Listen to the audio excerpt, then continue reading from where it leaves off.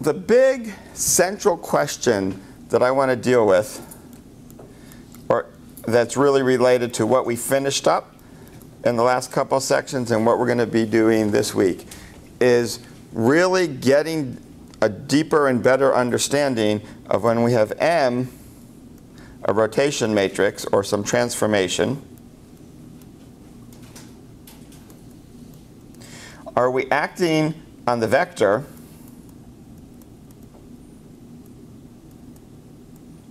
or are we acting on the basis?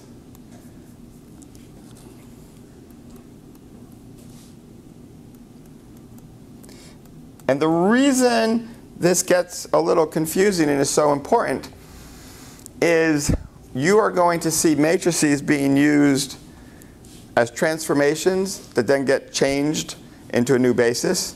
You're going to see matrices doing the transformation of the basis, but you're also going to see matrices acting on vectors. And it's going to be a lot of keeping track of, is this matrix one that's changing a basis? Which basis is it in? And what is it doing? And what am I using it for? And so the language and the notation can get hairy at times. And this is something you got to pay close attention to. But I want to take us through an example with numbers that I think will help clarify the issues involved. So let's imagine you have a rocket launcher. And initially, relative to the standard XY coordinate system, the horizontal and the vertical, your rocket launcher is set at 30 degrees.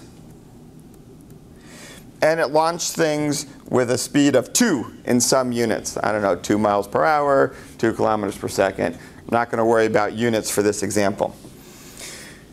So we could all break this into components. What do you expect for the x and y components of this thing?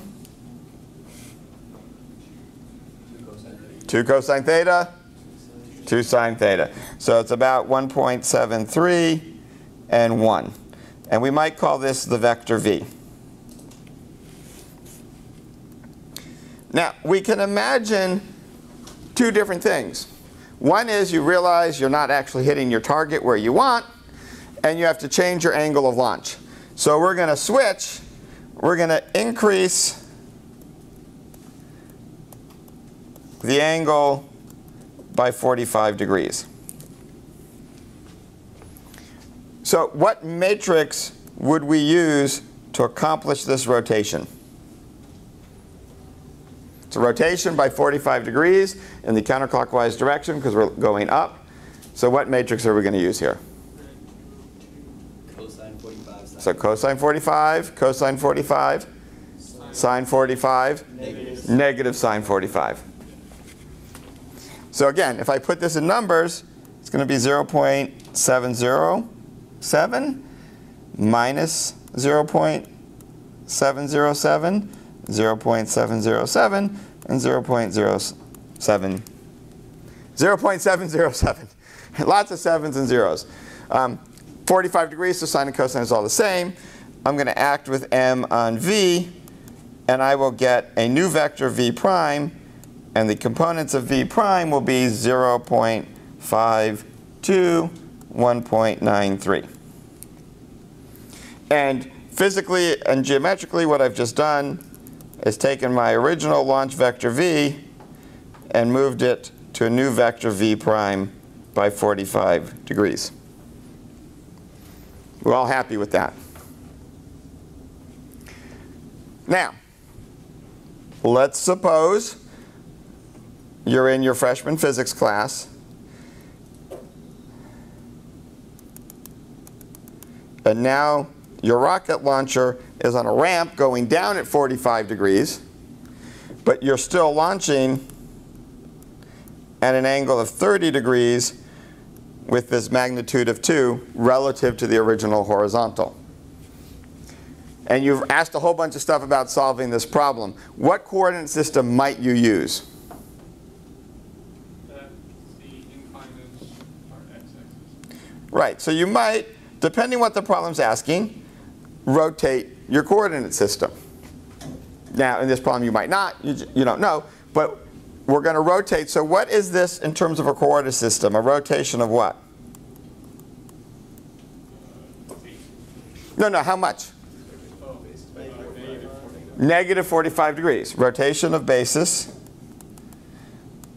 by negative 45 degrees. So what matrix do we use to rotate our basis negative 45 degrees? Well, what goes here and here? Cosine. Cosine of theta. What goes here? Sine. Well, actually negative sine, because we're rotating our basis. And sine theta here. So we'll do this one in 2 steps. So this is cosine theta, sine theta, negative sine theta, cosine theta. But now, what is that in terms of numbers, since I'm rotating by minus 45 degrees? What do I get from my diagonals? 0.707, the same thing I had before. What do I get from my off diagonals? Negative. Which one's negative? Get the reflection. I'm taking the sine of negative 45, which is what? Oh, so that's negative. That's the negative. That's a negative number. So this becomes positive, and this becomes negative. So what matrix do I get? The exact same one.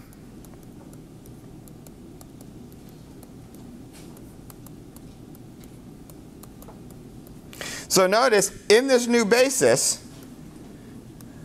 if I want to know the components of V in my new basis, they are just 0.52, 1.93. And you can now see where the confusion sets in. Is this vector V prime different than this vector V prime? Are they different physical vectors? Talk to the person next to you. This is a key question. Is this vector V prime, which is 0.52, 1.93, a different vector than this V prime, which is 0.52, 1.93? Talk to your person next to you.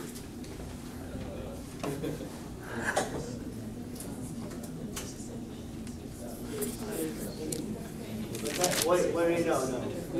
Vector that you have here. Technically, yes. I don't know. That's the. That's that is my guess. different vectors according to their basis. Okay, who thinks these two vectors, V prime and V prime, are the same physical vector? Raise your hand. Who thinks they're different? Who's not sure? Well, let's think about it. What did I do up here to my rocket launcher physically? I moved it up. What did I do here to my rocket launcher? Anything? No. So are these two different vectors? Yes. One was a vector that had been moved up, right? Literally, I moved the vector 45 degrees. In this case, all I did was decide to write a different coordinate system. The vector didn't move. I didn't change anything with my rocket launcher. It's still going at 30 relative to the horizontal. This is absolutely critical, and this is where people get the most confused, right? The basis, the components mean nothing unless you know what the basis is. They're just numbers. And so you can have two things with the same components, but they're different things because they were written with a different basis. So how do we keep track of that? And that's why this Bra and Ket notation that I have mentioned a couple of times is so important. So in the one case, we had a vector V that we rotated into a vector V prime. In the other case, we had a vector V. We rotated our axes, and we wrote V in the new basis and called it V prime. In both cases, V was 1.7, whatever it was, 3, comma 1, and V prime was 0.52, comma 1.93. But they were physically different. So how do we distinguish those? The best thing to do, like I said, is to use our Bra and Ket notation. So in the first case, we might write it as V is 1.73 x plus 1 times y. and V prime is 0.52x plus 1.93y. And notice what we see is the basis is the same. The basis is just my x and y. In the second case, V is still the same, but now V prime, same components, but I can indicate that the basis is changed by putting primes on the basis.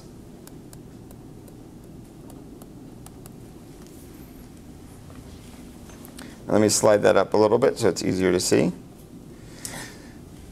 So our row or column notation doesn't indicate the basis we're using. We have to know it. We have to be following and paying attention. We're going to still use that a lot because there's many things for which it's more convenient than the Braun-Ket. But the Braun-Ket notation is like using I hat, J hat, but it turns out for dot products and stuff, it's just easier to keep track of because we get to write the scalar product, if you recall, using this notation. So notationally, this does work out to be a little more powerful than I hat and J hat. But it's definitely, in terms of keeping track of what I did to my vector, was I changing basis or was I changing the vector? It's a very powerful notation. We only want to distinguish it if it's the same magnitude. Well, obviously, it only makes the most danger when the components turn out the same. Yeah. But in general, you'd like to know, were you changing the basis or were you changing the vector?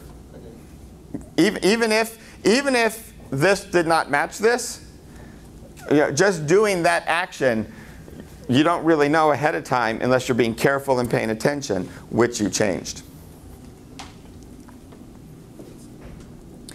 And where it gets even more important and powerful is keep in mind that, actually let's just use the notation M, right? Some matrix M, what it is defined to do is to take a vector v1 into a vector v2.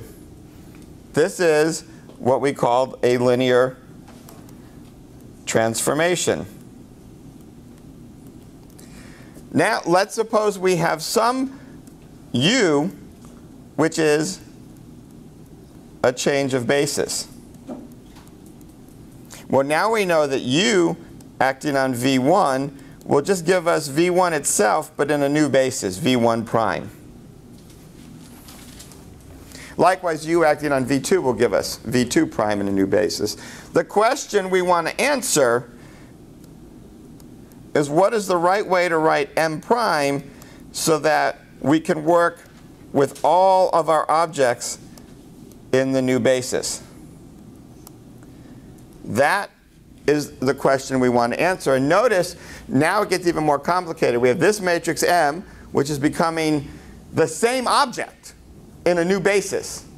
M prime is the same object. Whatever M does to vectors, M prime does to vectors. It just does it written in a new basis. And to understand how to change that basis, we have this matrix U, which, if you notice, is actually written in our original basis. U is changing V, these basis vectors, into new basis vectors, and it's given as numbers in our original basis if we do this. So there's a lot of things to keep track of. So basically, today's lecture and tomorrow's lecture is developing ideas that help you keep track of all of this. Any questions?